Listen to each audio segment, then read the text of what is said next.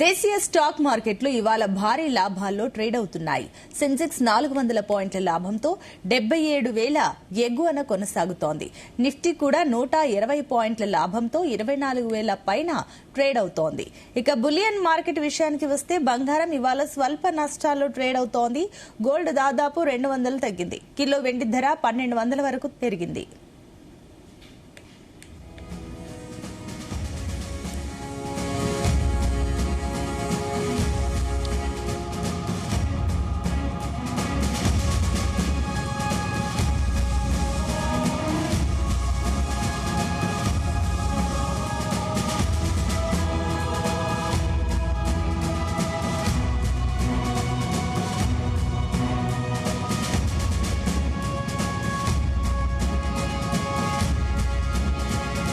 దేశీయ స్టాక్ మార్కెట్లు ఇవాళ భారీ లాభాల్లో ట్రేడ్ అవుతున్నాయి. సెన్సెక్స్ 400 పాయింట్ల లాభంతో 77,000 ఎగువన కొనసాగుతోంది. నిఫ్టీ కూడా 120 పాయింట్ల లాభంతో 24,000 పైనే ట్రేడ్ అవుతోంది. ఇక బులియన్ మార్కెట్ విషయానికి వస్తే బంగారం ఇవాళ స్వల్ప నష్టాల్లో ట్రేడ్ అవుతోంది. గోల్డ్ దాదాపు 200 తగ్గింది. కిలో వెండి ధర 1200 వరకు పెరిగింది.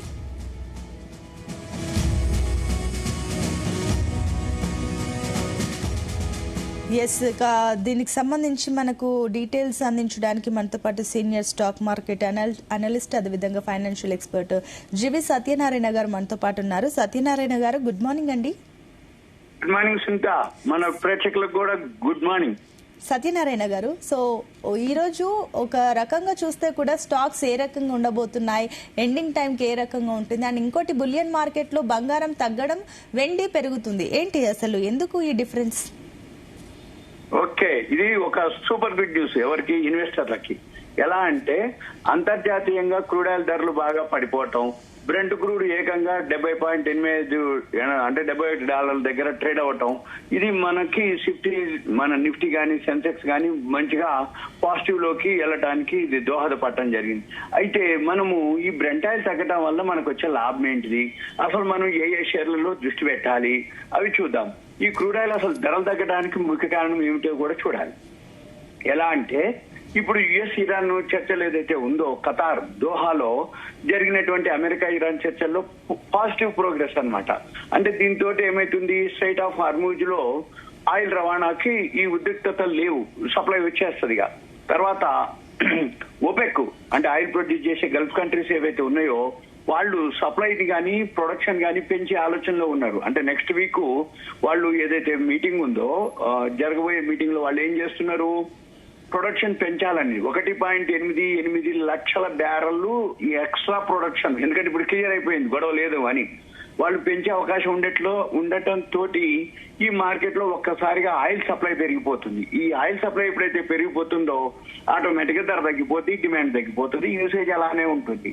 అయితే దాంతో మనకి నమ్మకం అన్నమాట, అంటే ప్రపంచ దేశాలన్నిటికీ మార్కెట్ల మీద ఒక నమ్మకం ఏర్పడింది. ఎప్పుడైతే ఆయిల్ సప్లై పెరుగుతుందో ఆటోమేటిక్ గా మార్కెట్లు పెరుగుతాయి అనేది ఒక నమ్మకం అన్నమాట. అయితే మన మార్కెట్ ఎందుకు పాజిటివ్ అంది, మనకి మెయిన్ భారీ ఊరట ఎక్కడ జరుగుతుంది అంటే, మనకు కావాల్సిన ఏదైతే బ్రెంట్ ఆయిల్ ముడి చమురు ఉందో అది 80% పైగా క్రూడ్ ఆయిల్ దిగుమతి చేసుకోవడం ద్వారానే జరుగుతుంది. ఎప్పుడైతే ధరలు తగ్గడం మొదలు పెట్టిందో, ఇక్కడ చర్చలు అవుతున్నాయో, ప్రొడక్షన్ పెంచుతారన్నారో, మన దేశానికి కరెంట్ అకౌంట్ డెఫిసిట్ తగ్గిపోద్ది అనమాట. ఈ కరెంట్ అకౌంట్ సిఏడి అంటారు దాన్ని, కరెంట్ అకౌంట్ డెఫిసిట్, అది తగ్గిపోతుంది. రూపాయి బలపడిపోతుంది, ఆల్రెడీ రూపాయి వాళ్ళ బలోపేతం అయిపోయింది. తర్వాత ఇక భయాలు లేవు, అంటే మార్కెట్ ఇంకా మళ్ళీ ఏం జరుగుద్దో, యుద్ధం ఉంటుంది అనే భయాలు లేవు. కాబట్టి ఇండియా విక్స్ ఉంటుంది, వోల్టాలిటీ ఇండెక్స్, అది కూడా పడిపోవటం జరిగింది. అంటే అది వోల్టాలిటీ ఇండెక్స్ ఏంటంటే మార్కెట్ ఒడిదుడుకులను సూచిస్తుంది అనమాట. ఇండియా విక్స్ అది 13.24కి పడిపోవటం జరిగింది.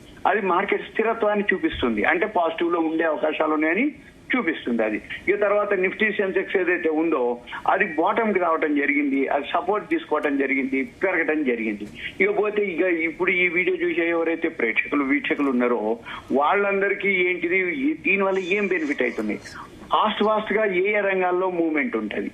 మెయిన్ ఏంటిదంటే ఆయిల్ మార్కెటింగ్ కంపెనీస్ ఎప్పుడైతే ఈ ముడి చమురు తగ్గిందో హెచ్పిసిఎల్, బీపీసీఎల్, ఇండియన్ ఆయిల్ కంపెనీలకు భారీగా లాభాలు పెరుగుతాయి. అది మెయిన్ బెనిఫిట్. తర్వాత గ్యాస్ మాత్రం నిన్న ఫస్ట్ తారీఖు కొంచెం తగ్గించారు, ఇంకా మళ్ళీ తర్వాత కూడా తగ్గించే అవకాశాలు ఉంటాయి. ఇకపోతే పెయింట్ కంపెనీలు ఎప్పుడైతే బ్రెంట్ ఆయిల్ తగ్గుద్దో ఈ Asian Paints, Berger Paints, tyre కంపెనీలు, ఎంఆర్ఎఫ్, అపోలో టైరు, వాళ్ళన్నిటికీ ముడి సరుకు ఈ క్రూడ్ ఆయిల్. దాన్ని బట్టి ఇది తగ్గిపోయేటప్పటికి అది బాగా బెనిఫిట్ అయ్యే అవకాశాలు ఉంటాయి. ఇకపోతే ఇవాళ బ్యాంకింగ్ అనుకోండి, నిఫ్టీ అనుకోండి, అదే బ్యాంక్ షేర్లు ఏవైతే ఉన్నాయో అవన్నీ బాగా పెరగడం జరిగింది.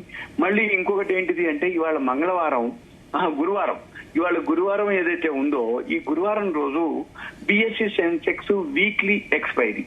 ఈ వీక్లీ ఎక్స్పైరీ ఏదైతే ఉందో ఆ వీక్లీ ఎక్స్పైరీలో ఎవరైతే ఉన్నారో వాళ్ళు కనుక అంటే కొంచెం అబ్జర్వ్ చేయాలి. ఇప్పుడు కొంచెం ఆల్రెడీ ఇప్పుడు 310 పాయింట్లు బిఎస్సి సెన్సెక్స్ ప్లస్ లో ఉంది. 77,450 నుంచి అంటే పైనుంచి అప్పుడే ఒక 220 పాయింట్లు ఫాల్ అవడం కూడా జరిగింది. కానీ కొంచెం ప్రాఫిట్ బుకింగ్ కూడా జరిగే అవకాశాలు కనపడుతున్నాయి. ఎందుకంటే ఇప్పుడు ఓవరాల్ గా మార్కెట్లు ఇది ఆపర్చునిటీ కింద తీసుకోవాలి. ఎవరైతే మనం అబ్జర్వ్ చేస్తున్నారో ఇవన్నీ గుడ్ న్యూస్ అనమాట. అయితే ఇక గోల్డ్ సిల్వర్కి వచ్చేటప్పటికి పెద్ద ప్రాబ్లం ఏం లేదు. ఓకే, 4,000 పైన ట్రేడ్ అవుతుంది. 4,000 దిగితే కొనుక్కోవాలి, 4,000 పైన అయితే అమ్ముకోవాలి. ఇవాళ కూడా కొంచెం అక్కడక్కడే ఉంది, ఫ్లాట్ గానే ఉంది. సిల్వర్ కూడా కొంచెం పాజిటివ్ లోనే ఉంది ఫ్లాట్ గా, అది కూడా నెగిటివ్ లో ఉంది ఫ్లాట్ గా. కొంచెం గోల్డ్ అవన్నీ నెగ్లిజిబుల్, పెద్ద ఇబ్బంది కాదు. అవి నిన్నటి రేట్లే ఉన్నాయి. ఓకే, అది ఆపర్చునిటీ కింద తీసుకోవచ్చు. ఫ్యూచర్స్ ఏదైతే గోల్డ్ సిల్వర్ కానీ ఏదైతే ఉన్నాయో అవన్నీ ఫ్యూచర్స్ ఓపెనింగ్ అనమాట జూలై మంత్, కాబట్టి వాటికి ఏం ప్రాబ్లం లేదు, కొనుక్కోవచ్చు. ఇక బ్రెంట్ ఆయిల్ ఎంత తగ్గుతున్నా కొద్దీ ఇంకా షేర్ మార్కెట్ ఇంకా పాజిటివ్ లో ఉంటుంది. కాకపోతే మళ్ళీ రేపు బాగా పెరిగే అవకాశాలు ఉంటాయి. రేపు శుక్రవారం, వీకెండ్, ఫ్రైడే, ఇవన్నీ కూడా అంటే ఫ్యూచర్స్ ఏవైతే ఉన్నాయో అన్ని కూడా ఓపెనింగ్ మంత్ కాబట్టి గోల్డ్, సిల్వర్ అనుకోండి, మన మామూలు నిఫ్టీ అనుకోండి, జూలై మంత్. ఇప్పుడు ఇంకొకటి కూడా వచ్చే వారం నుంచి board meeting first quarter results వస్తాయి. ఆ రిజల్ట్స్ ఏవైతే ఉన్నాయో ఫోర్కాస్ట్ వస్తాయి ముందే. ఈ ఫోర్కాస్ట్ అంటే ఇలా ఉండొచ్చు. రిజల్ట్స్ బాగలేని కంపెనీలు ముందు కూడా చెప్తాయి ఏమని, మా రిజల్ట్స్ అంత బాగుండవని. ఆ షేర్లు ముందు పడతాయి. మళ్ళీ తర్వాత షేర్లు కొన్ని బాగుంటాయని ఫోర్కాస్ట్ ఏదైతే ఉంటాయో కొన్ని మ్యూచువల్ ఫండ్స్ కానీ, మల్టీనేషనల్ కంపెనీలు కానీ, హెచ్ఎన్ఐలు కానీ కొన్ని గైడ్ చేస్తుంటాయి ఏమని, ఈ విధంగా ఈ షేరు రిజల్ట్స్ బాగుండొచ్చు అని. ఇకపోతే కొన్ని కంపెనీలు ఆర్డర్ బుక్ చేసుకోవాలి. ఏవైతే ఆర్డర్ బుక్ బాగుంటుందో అవన్నీ కూడా బాగా పెరిగే అవకాశాలు కనపడుతుంది. అంటే సత్యనారాయణ గారు మీరు అన్నట్లు ఈ Q1 రిజల్ట్స్ టైం కదా, సో ఈ టైంలో ఏ రంగాలపైన ఎక్కువగా ఫోకస్ పెడితే బెటర్ అంటారు? ఇప్పుడు మనం చెప్పుకున్నాం కదా, ఇప్పుడు క్రూడ్ ఆయిల్ తగ్గితే ఏమేమి బెనిఫిట్ వస్తాయి. ఒకవేళ అవి రిజల్ట్స్ వస్తుంటాయి, ఇప్పుడు ఐటీ కంపెనీలు ఇవన్నీ రిజల్ట్స్ స్టార్ట్ అవుతాయి. ఎఫ్ఎంసీజీ బాగా ఫోకస్ చేసే అవకాశాలు ఉన్నాయి. ఇప్పుడు మళ్ళీ మనకు ఏదైతే export FTA free trade agreement జరిగినాయి మొన్న ఫ్రాన్స్ తోటి, మళ్ళీ ఇప్పుడు మన అమెరికా, ఇండియా వాళ్ళు మళ్ళీ ట్రేడ్ జరిగే అవకాశాలు ఉన్నాయి, చర్చలు. దాంతో మళ్ళీ ఎక్స్పోర్ట్ జరిగే కంపెనీలు ఉంటాయి, రైస్ ఎక్స్పోర్ట్స్ కొన్ని కంపెనీలు ఉన్నాయి. ఎఫ్ఎంసీజీ బాగా మూవ్మెంట్ అయ్యే అవకాశాలు ఉన్నాయి. ఎందుకంటే మార్కెట్ తో పని లేకుండా మూవ్మెంట్ ఉంటుంది. ఇప్పుడే చాలా వచ్చింది అన్నట్టు అవి, దాంట్లో అవి సెలెక్ట్ చేసుకొని చూసుకోవచ్చు. ఇప్పుడు రిజల్ట్స్ వస్తుంటాయి కాబట్టి 2 రకాలు చూడాలి ఈ వీడియో చూసేవాళ్ళు. రిజల్ట్స్ వచ్చిన తర్వాత ఫాలో అవటం ఒక పద్ధతి, రిజల్ట్స్ రాకముందు పెరిగి మళ్ళీ తర్వాత పడే అవకాశాలు కూడా ఉంటాయి. అది రిస్క్ తీసుకునే వాళ్ళు ఉంటే ముందు తీసుకోవాలి. ఎందుకులే ఈ రిస్క్ అంత ఎందుకు అనుకుంటే రిజల్ట్స్ వచ్చినాక రిజల్ట్స్ ని బట్టి అది పాజిటివా, నెగిటివా, న్యూట్రలా, దాన్ని బట్టి ఎంటర్ అవ్వాల్సిన అవసరం ఎట్లయినా ఉంటుంది. కాబట్టి వాళ్ళకి ఛాయిస్ ఉంటుంది. ఎవరికైతే ఉంటుందో రిస్క్ తీసుకునే ఉద్దేశం ఉంటుందో ముందే ఒక పద్ధతి, నేను తర్వాతనే రిజల్ట్స్ చూశాకే నేను కొనుక్కుంటా అంటే సేఫ్. ఇక రిజల్ట్స్ వస్తాయి, ఆగస్టు 15 వరకు వస్తాయి, కంటిన్యూ వస్తూ ఉంటాయి అనమాట. 5,000 కంపెనీలు వస్తూ ఉంటాయి. వచ్చినట్టు చూసుకొని దాన్ని నోట్ చేసుకొని తగ్గినప్పుడల్లా కొనుక్కోవాలి. అట్లని ప్యానిక్ అవ్వకూడదు. ఏమంటే ప్యానిక్ అవ్వకుండా కొనుక్కోకుండా రిజల్ట్స్ వచ్చిన టైంలో కొంచెం ఉంటుంది. అంటే ప్యానిక్ అంటే కొంచెం స్పెక్యులేషన్ జరుగుతుంది ఆ షేర్ లో. ఆ స్పెక్యులేషన్ కి మనం దొరకకూడదు అనుకుంటే వెయిట్ చేయాలి. వెయిట్ చేసి వాల్యూ ఉన్నప్పుడు చూసి కొనుక్కుంటే సేఫ్. దాని బదులు హెచ్పిసిఎల్, బీపీసీఎల్, ఇండియన్ ఆయిల్ అయితే బేఫికర్. ఎందుకంటే ఇప్పుడు బ్రెంట్ ఆయిల్ ఎంత తగ్గుతున్నా కొద్దీ అంత లాభం ఒకటి. రెండోది ఇంకా పెంచిరు తప్ప పెట్రోల్, డీజిల్, గ్యాస్ ఒకటే తగ్గించారు కొంచెం. అది కూడా పెరిగిన మందం తగ్గలేదు. కానీ ఇప్పుడు $71 వచ్చింది. ఫిబ్రవరి 28 ఏదైతే యుద్ధం మొదలైనప్పుడు $65 దగ్గర ఉంది. అంటే ఇంకా $5-6 అది నెగ్లిజిబుల్.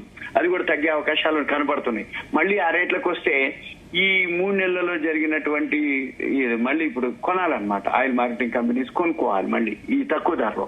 కొన్నప్పుడు ఆటోమేటిక్ గా మళ్ళీ లాభాలు వస్తాయి కాబట్టి మళ్ళీ మనకి పెట్రోల్, డీజిల్, గ్యాస్ ఇంకా తగ్గించే అవకాశాలు కూడా ఉంటాయి. అందుకని అవి సేఫ్ ఇన్వెస్ట్మెంట్ కింద చూసుకోవచ్చు paints company. Right, thank you అండి సత్యనారాయణ గారు.